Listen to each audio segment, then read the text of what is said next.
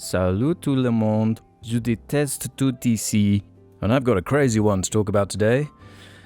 That being the video game Clair Obscur Expedition 33.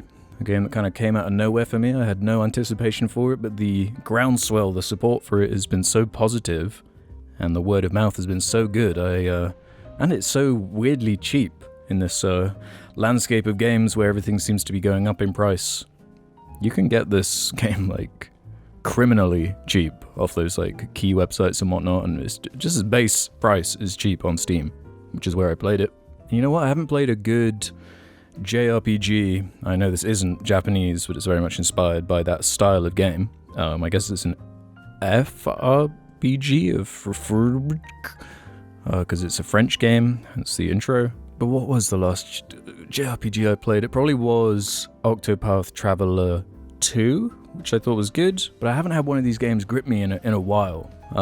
Some of the big hitters, the obvious inspirations for this game, you know, your Personas, Final Fantasies, Dragon Ages, I haven't played a lot of. I've only really dabbled in the Final Fantasy series, but I stopped caring about that around like 15. Thought that was just all over the place. And I feel like there's been some, outside of your hits like Persona, a bit of a lot of growing pain with this style of game, and finding a way once it left the 2D space to make it appealing in the 3D space. Going back to Final Fantasy, the whole drama around Final Fantasy 13 was like, yeah, this looks amazing, it's so like beautiful and detailed, but goddamn, this is linear. Even if there's like a good combat system hidden, buried within this somewhere. But it was more so the kind of hook around this game in a narrative sense, which was kind of getting me, which, as far as the JRPGs I've played, is basically never the reason I care about them. Like I just mentioned like Octopath Traveler 2, where that game's issue where it has the 8 characters, hence the name, but like I maybe only cared about half of them, and the way these characters interacted just seems so sort of disparate. And I don't know, if you talk about like a Final Fantasy 13, or which is pretty much incomprehensible as far as like a narrative, so I don't even know what the hook is of that game. Like, I don't know why this game reminds me of Final Fantasy 13 so much. It feels like everything that Final Fantasy 13 did wrong, this game gets right, as well as all the things that 13 got right. I guess I'll start with like mechanics and this sort of thing, because I do want to get into spoilers, but not yet. So hearing that I think the director of this game was / is a Sekiro speedrunner of some kind, is what kind of pricked my ears up, because I think that's one of the best games ever made, probably. And the idea of a turn-based RPG with a counter system built into it sounded really alluring to me. And when you kind of get into the weeds with it, it's a really cleverly built battle system. So you have the option to dodge or parry attacks, and you theoretically could get through the entire game without taking a single piece of damage. I remember watching my brother play like one of those old Mario RPGs and thought that kind of idea seemed cool and quite addictive, and it makes the more passive elements of a classic JRPG style feel a bit more engaging, and gives you this rush, this risk factor of like, am I going to just play it safe and go for a dodge, or am I going to try and get the perfect timing of a parry? And what's cool about it is that when you do get a perfect dodge, because there's a fairly forgiving window when it comes to dodging attacks with the dodge button compared to the parry. If you do a perfect dodge, the text will pop up above your character saying perfect, indicating that if you'd parried with that same timing, then you would have got a parry instead of just a dodge. And you ideally would want to be parrying, because for certain enemies you can do counterattacks or get certain buffs or action points back, or whatever they're called in this game, I can't remember. So this kind of 2-tiered system where it's teaching you how to get better at it is really satisfying the more you play. And you start sort of feeling quite godlike and powerful once you get the systems locked down.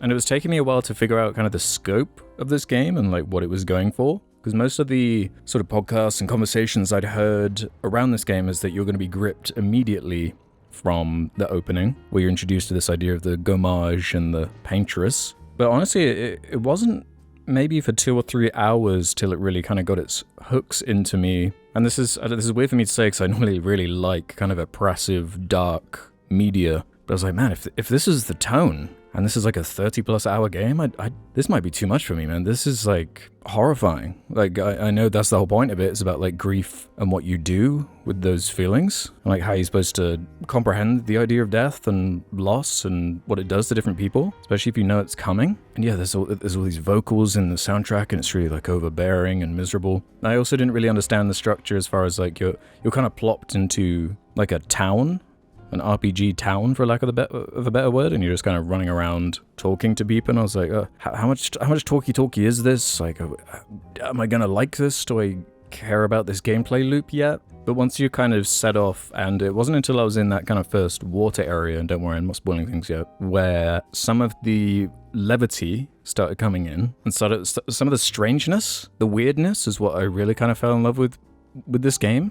Especially in relation to a couple of characters, which I'll get into more shortly. But I can pinpoint the exact moment that I was kind of won over by this game. And it was when a certain song played, and it's not sort of the song everyone is talking about, or songs everyone is talking about around this game, the kind of obvious, the main theme, the sad vocal performances and stuff. It was during a boss fight, I think, in the Flying Waters location, which looks really fantastic. But I'm actually I'm gonna listen to it right now, because it was this song, right, that got me in. Right, 3, 2, 1, play.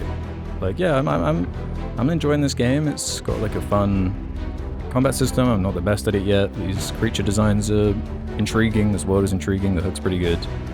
But I'm not quite on the same level as what other people are saying yet. Yeah, this song's going. This boss fight is cool. This location looks cool. These characters are intriguing. Yeah, this is nice. Nice. I'm with this game. I'm ready to play this shit, right? This is cool. But something's just lacking for me. I can't figure out what it is. What's holding me back from loving this in the same way everyone else is? So just not quite there. But then, hold up. What? You got music like this in here? Yeah, okay. You just bruh. You got me. It was during this exact song I was like, okay, this game's got range. This game has range. And it's confident. It's got this attitude. It's not afraid to be weird and French. Oh, it's so good. Yeah, I've been obsessed with that song in particular. The Rain from the Ground. And a bunch of other songs. Annoyingly, the song that plays in the Manor, a recurring location that is quite an ethereal, dreamlike space that is sprinkled throughout the game. It's an amazing piece of music that I can't seem to find on the soundtrack. I found it on YouTube, but I want it on Spotify. So if I just haven't found it, it's a huge soundtrack. Like, if you look on the one that's released on Spotify, we're talking about a 7-hour long album by a first-time composer too, which is just nuts. Like, this is his first video game score. But when it rears more of its personality outside of the darkness of it, which I like that is there, that's the undercurrent of everything that the game is about plot-wise and thematically, that it's not afraid to just indulge in its world and get into these weird gestural creatures. And I honestly feel like a lot of it's probably gone over my head, considering where the plot winds up going and how much teasing and foreshadowing there is in hindsight with the naming of things, with the visuals and the watercolory kind of vagueness of what you're seeing and what you're exploring. But yeah, going back to that narrative hook of this paintress who's painting a decreasing number once per year, and everyone whose age is the corresponding number dies by disappearing into petals, like a Avengers Infinity War or whatever. Great hook. I would say there are multiple points in the story where the hooks almost like layer on themselves, or dangle a new concept in front of you and be like, oh look, there's an old man here. What? How's he old? What's gonna happen if and when you reach the paintress? Yada yada yada. And just the classic RPG adventure feeling where you're traveling across a map, with the map having these light Metroidvania elements in ways that I didn't expect, and sometimes things will just click and it's like, oh, that's really clever the way you designed this, and it seems so obvious that you would do this. You wouldn't necessarily think to implement it this way. Super creative. I gotta say, for those first few hours, I was kind of thrown off by how similar the Charlie Cox Gustave character looks like Robert Pattinson. It's uncanny. It's freaky looking. And then when Andy Serkis' character comes in and looks just like Pierce Brosnan. It's like, what? What the hell's going on? But all these British dudes where their faces aren't matching. That's only a nitpick. I thought a lot of the characters and performances were cool. One of the most intriguing, fun parts of JRPGs in particular is the party you wind up amassing, and you unfortunately get the best party member last, so you get less of the game with him. But I think I'm just getting that urge to talk about spoilers now, so I'm just going to talk about the plot now. So if you don't want to hear spoilers for this game, like the story, go and play it, or whatever you've been warned. So the first kind of big story surprise after the Renoir reveal, the Andy Serkis character who kills most of Expedition 33. There is a fair amount of exposition in this game, but after that introduction where, there's an old man, and he's super powerful, and what's his motivation? Why is he doing this? And as far as motivations are concerned, Renoir's does wind up being one of the more kind of interesting, complex arcs with the direction that they go with the plot. And then going back to kind of these themes of grief, loss, and death, the way the game tricks you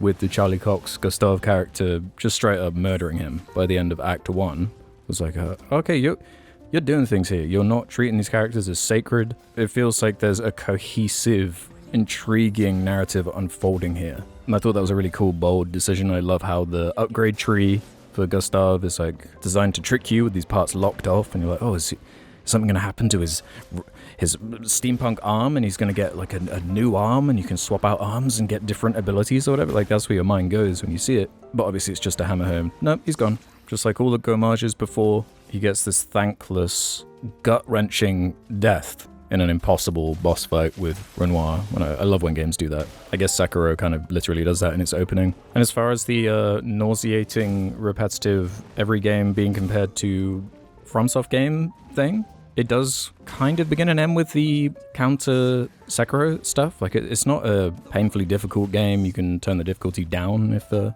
struggling with it. I just played it on the normal mode and died plenty of times, so mostly because I just wanted to learn the attack patterns of certain enemies. And that's one kind of minor critique I'd have, is that in certain bosses, like when you wind up fighting Renoir later, he has this move called Vanish, which is just like, what? This is bullshit. And I wish there was an option where I could just kind of restart the fight a bit easier. I guess you could load a save or something, but that felt kind of just like, what? And there were some things that felt a little bit clunky sometimes with it felt like different departments weren't communicating as far as, I remember the section of the game where they first teach you the jump counter. Because yeah, there's parry, dodge, and jump. And eventually there's another type of counter you get with the right trigger. But some of the tells were just kind of like, huh? Like an enemy might have an attack which is named as something jump, but the counter is not a jump counter. I didn't note down precisely like the enemy or whatever, but that was happening at first in a frustrating way that kind of just felt like, I don't know, I need these tells to be slightly clearer for me. It does feel quite overwhelming at points, especially because there's a lot of complex systems layered on layered on layered. Like, it's not just you have this whole party of characters with each one having different mechanics associated to them with how they integrate with the battle system. So like Gustave, he charges his robot arm and you like expend charges, or Verso has this like Sonic the Hedgehog rating system, whereas you attack or parry, you go from a C to a B to a A to an S, and it changes the strength of your attacks. Or Monoko, who I just had in my party constantly, permanently. He's got like a foot fetish. He like collects feet and it gives him new powers to use, and he's got this wheel that turns certain ways. Or there's the Gambit character, or the magic. Like, there's so much going on just with that, just with the combat system in a vacuum. Then you layer on the character choices, then you layer on the various different ways of upgrading, and then there's the weapons and the pictos and the blah blah blah blah blah. And this, the way it's taught to you is kind of just like, here you go. Here's a big Exposition 33 dump for you of how these mechanics work. Bye bye. And it's just kind of one of those things that the more you use it, the more you play with it, you just kind of figure out like, oh right, that's what that means. Because there's not only that, there's also the narrative side of it, like remembering all these names, remembering all the goofy vocabulary, you know, the Lumina Converter, the Chroma, the Gestrals, the all this shit, which if you're fully not sold for like the first 5 hours will might put you off a little bit if you're not sort of accustomed to this kind of dorky game that I like. I'm really jumping around all over the place, but it's a big-ass game. Give me a break. This is a rambly video. So yeah, once Verso kind of takes the place of Gustav, I didn't think he was as good of a character as Gustav, because he's interesting, he's cool, but I think it's mostly down to that performance. Like Ben Starr, he's in like millions of Final Fantasies, and he's got that video game ass voice, you know? I'm Verso. What do you mean?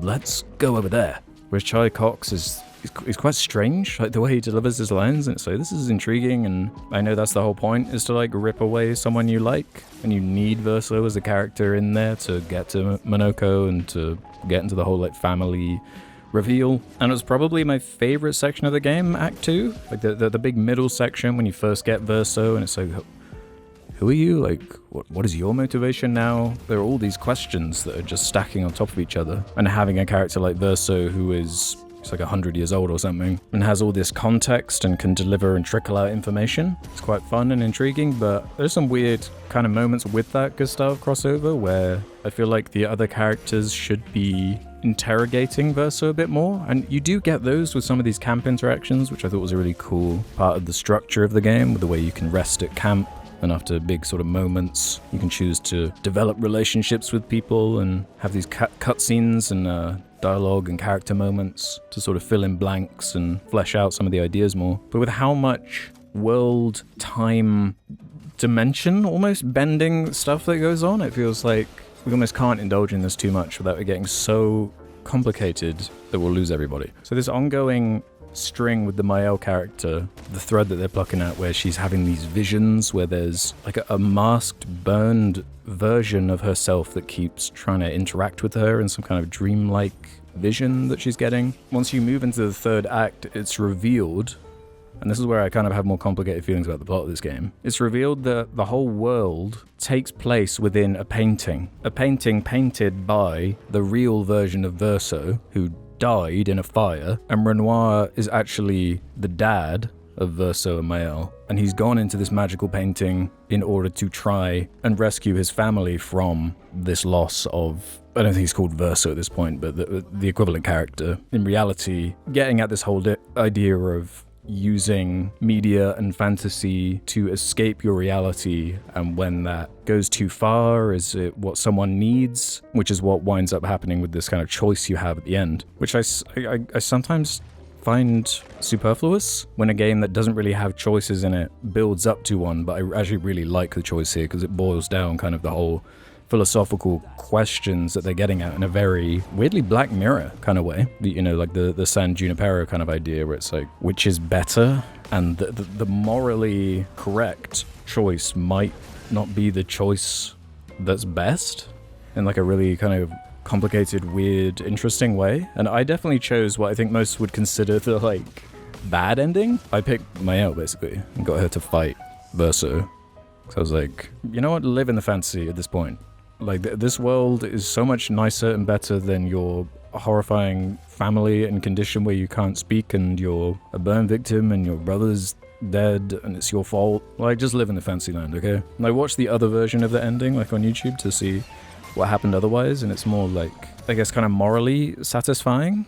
But I'm like the guy who'll play the Renegade Mass Effect playthrough first, because I just find it more, there's something darker and more bittersweet about Mael. Like, despite Verso begging, like, please, like, don't force me to exist in this form I don't want to, that really hammers home just how powerful and all-consuming the idea of like grief and loss can be. But again, that's why I love the fact that you do have this choice, and I'll probably do another playthrough at some point and see the opposite for myself. But I can't get over when this stuff started happening, where it reveals that everything was taking place in a painting, a magical painting, and there's actually the real conflict is a war between magical painters and magical writers, and that conflict is not very intriguing to me. Like, I don't really care about that world. I liked the Gommage world and the Gestrels and Monoko and his kid and the weird quirkiness of it. And you can't really detach them from one or the other, because it all feeds into this reveal basically. So it's simultaneously clever but kind of unsatisfying, but it will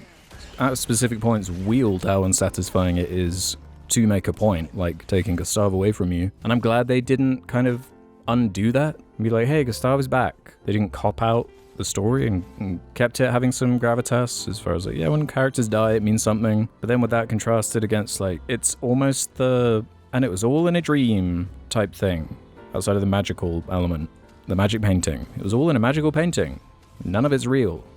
And you're living in a fantasy world. I'm still kind of conflicted on that, but as I was getting at earlier with the Renoir character, I do think that makes him way more interesting and complicated as a villain. You can't really just despise him, because he's just like a dad who's gone into a magical painting to try and repair his family. So him like killing Gustav, who's not real, he's like a magical concept. I don't know, I gotta do more thinking on that, because it's, as I'm describing it, it's kind of cool, kind of convoluted, kind of unsatisfying, but also really clever and bold and artistic as far as like, there would have been a point where the team making this would have realized, oh shit, like, we're making something good.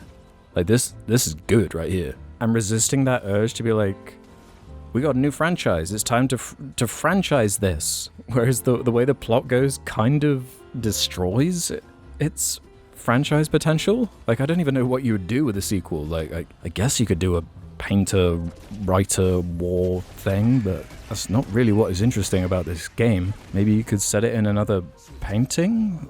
Or, I don't know. Like, I guess you could do something, but the intriguing part to me was kind of the world and the rules of it. And we fully understand the rules of the world now, so there's not much more to explore there. And in saying that, I would love some kind of DLC or expansion. I don't know what it could do in a narrative sense, but I feel like there's more you could do with the gameplay. And I haven't done everything as far as side content. To go back more into some of the critiques of the gameplay design and the ease of use of it, or the what's the term? Quality of life changes that I really feel like this game could use having in a patch or something. So there's some choices where I'm just like, why have you done this? Are you trying to be like a obscure Souls game or something? Are you trying to be obtuse to up playtime to try and increase immersion, or what? So what I'm getting at is like, I think the biggest one you'll notice immediately is the no minimap when you're in the more corridor areas of the game. And I don't necessarily need a whole sprawling map system. It's more, I was mentioning Final Fantasy 13 a lot, but a map system like that game would have been great. Even if I could just have, I was playing a little bit of the Outer Wilds the other day, and there's a tracker of your footsteps in the corner, so you can see where you've been, so you're not double backing on yourself and getting lost in these windy caves and corridors, which as the game goes on, they get more and more elaborate. And I'd love to kind of systematically go through them and get all the side stuff and try all the side fights and stuff like that are non-essential. But I feel like I've missed so much stuff, and this is why I say, is this like an attempt to make it more replayable or something? But to me, I was more frustrated, and I would have played it probably more if I could have found my way through these areas in a bit more of a convenient way. The visual look of the game is incredible for the most part. The only thing I would ding is, I guess, some of the mouth animations during cutscenes. I don't know if this is to do with... No, this wouldn't make sense. They wouldn't get like Charlie Cox and not match the animations to his mouth. It's a French game, but I don't know. I don't know. It's more the like AA kind of... It's not like a Red Dead 2 type thing where it's pretty much flawless as far as mocap and facial animations, but thousands of people worked on that game. $500 million were put into making it. This is like 30 people, so you got to be fair. And again, nitpicking. I do like that there's a sprint button and a jump button, even if some of the platforming mini games are awful. I don't understand that trope with some of these JRPGs where you've got to do something like that. At least it's, I think, pretty much fully optional in this game, like any of the platforming stuff. Whereas like Final Fantasy 15 had this platforming dungeon, which I think might be one of the worst things I've ever played in a game of that kind of scale. And you got like the best item in the game from doing it or something. And it's not nowhere near that egregious. But I just don't think those mini games where you're like doing platforming and engaging with this real-time action gameplay that the game's clearly not designed around, those are quite frustrating. Another quality of life thing I would love to see when exploring the big open area, the big map, on Eskia, who is my other favorite character. The one I was getting at earlier, it's Minoko and Eskia. I think of like they're just so strange. Eskia's cadence is so odd, but I love that he's kind of like a Final Fantasy airship. Like that's how you're getting around, is flying on this big teddy bear, basically. And it's somehow, I absolutely love when media is able to balance that tone of having something as goofy as Eskie and Monoko, but also having this really heavy stuff like that. Because stuff like he's got like a gun against his head and he's gonna kill himself if Lune didn't show up at the right time. Like, it's really dark. But being able to swing those emotions from one extreme to the other is maybe one of the best things about it. Because it's genuinely funny at points too. Like, partially because of how weird it is, but also because of just how well written some of these idiosyncrasies are. Like Eskie, he like collects rocks, and you've got to do this boss fight with his roomie, who's like a pissed off rock man. It's so strange. But yeah, going back to the map, I would love a quality of life change with the optional areas. If they could just have a level recommendation or something like that. Sometimes they'll say warning, but there's really no indication as to what you should be doing about those. Like, that was a good thing in the overworld of Octopath Traveler, where you might come across an optional cave and it will have a rough level recommendation. So you just know, okay, this is not for me right now, I'll come back, or I'll really test myself in some way. But I was finding that kind of annoying at a certain point, going through these portals and how unclear they can be. Because sometimes you'll go into one and it's a fixed camera angle and there's just like one item to get. So if there was some way to have sort of a checklist, or just a clearer way of managing where you've been and where you haven't been. There's definitely some clumsiness that could use some of those rough edges being sanded off. On a similar line, the upgrade system kind of gets boring after a while, specifically the points upgrades. It doesn't feel like it impacts gameplay that much, even though I'm sure it does on the back end, but the act of putting in the points is never exciting to me, or doesn't really translate into anything significant, unlike, I'm sorry, a Souls game, but when you're putting those points in and you really feel like, oh, that little bit of stamina is like really making the difference in this fight, or this added health bar is really making all the difference, when I feel like other elements of the upgrade systems and the weapons seem to work a lot better. So yeah, I think that's most of what's coming to my head right now. I mean, overall an amazing